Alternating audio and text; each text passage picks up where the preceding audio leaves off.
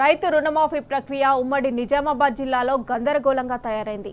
అర్హతలున్న రైతులకు కూడా రుణమాఫీ కాకపోవడంతో రైతులు ఆందోళన చెందుతున్నారు. రుణమాఫీ జరిగిందా లేదా అనే విషయం తెలుసుకోవడానికి రైతులు బ్యాంకుల చుట్టూ, వ్యవసాయ అధికారుల చుట్టూ తిరుగుతున్నా ఫలితం లేకుండా పోతోంది.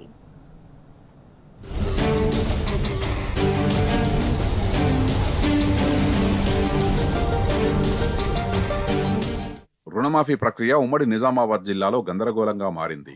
1,50,000 లోపు రుణాలు మాఫీ చేస్తున్నామన్న ప్రభుత్వ ప్రకటనతో రైతాంగం సంబరపడింది. అయితే జాబితాలో పేర్లు లేకపోవడం, ఖాతాల్లో డబ్బులు ఇంకా జమ కాకపోవడంతో రైతులు ఆందోళన చెందుతున్నారు. అధికారుల అలసత్వం, బ్యాంకర్ల నిర్లక్ష్యం కారణంగా వేలాది మంది రైతులకు ఇంకా రుణమాఫీ కాలేదు. దాంతో రైతులు ప్రభుత్వంపై మండిపడుతున్నారు.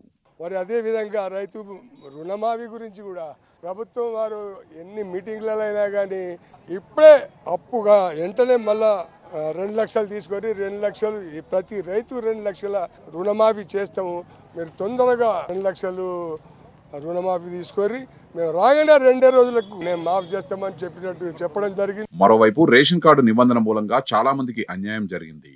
ఉమ్మడి కుటుంబాల నుంచి విడిపోయి వేరుగా జీవనం సాగిస్తున్న వారికి మాఫీ కాలేదు.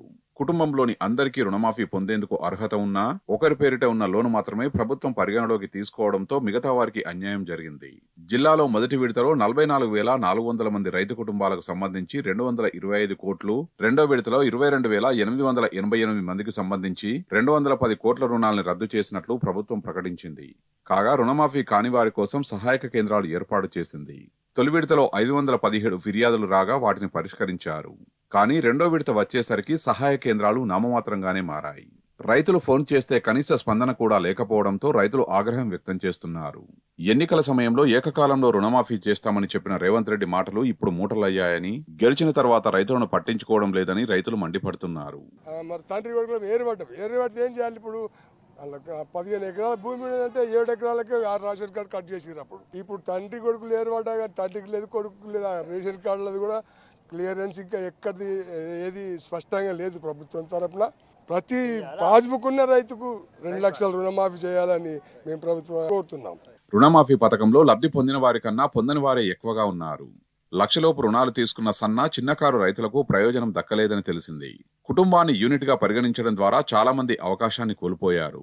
కేసీఆర్ హయాంలో చేపట్టిన రుణమాఫీ సమయంలోనూ ఇదే యంత్రాంగం పనిచేసింది. కానీ కాంగ్రెస్ ప్రభుత్వ కొర్రీల కారణంగా గందరగోళం ఏర్పడింది. మార్గదర్శకాల పేరుతో ఆంక్షలు పెట్టి మరీ చాలా మందిని అనర్హులుగా ప్రకటించడంతో రైతుల నుండి ఆగ్రహం వ్యక్తమవుతున్నది. మొదటి, రెండో విడత రుణమాఫీలు ఇంకా గందరగోళంలోనే కొనసాగుతుండగా ప్రభుత్వం మూడో విడతకు రంగం సిద్ధం చేస్తోంది. ఆగస్టు 15 లోపు 2 లక్షల లోపు రుణాల మాఫీ కోసం కసరత్తు జరుగుతున్నది. అయితే ఇప్పటి వరకు రుణమాఫీ జరగని రైతుల గురించి మాత్రం ఎవరూ పట్టించుకోవడం లేదు.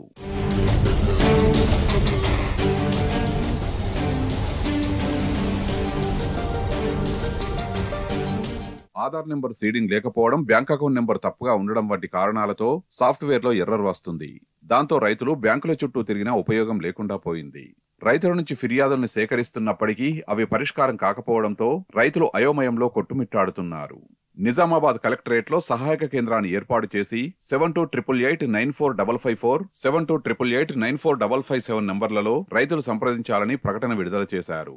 కానీ ఈ నెంబర్ల వల్ల ఎటువంటి పని జరగడం లేదు. దీంతో రైతులకు ఏం చేయాలో అర్థం కావడం లేదు. సహాయక కేంద్రం ద్వారా మార్గం దొరుకుతుందని భావించిన అన్నదాతలు నిరాశకు గురవుతున్నారు.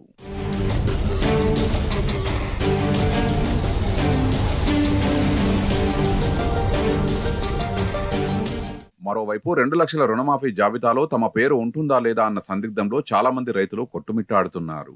15 ఆగస్టుకు చివరి విడత రుణమాఫీ చేస్తామంటూ సర్కారు చేసిన ప్రకటనతో రైతులు ఆశగా ఎదురుచూస్తున్నారు.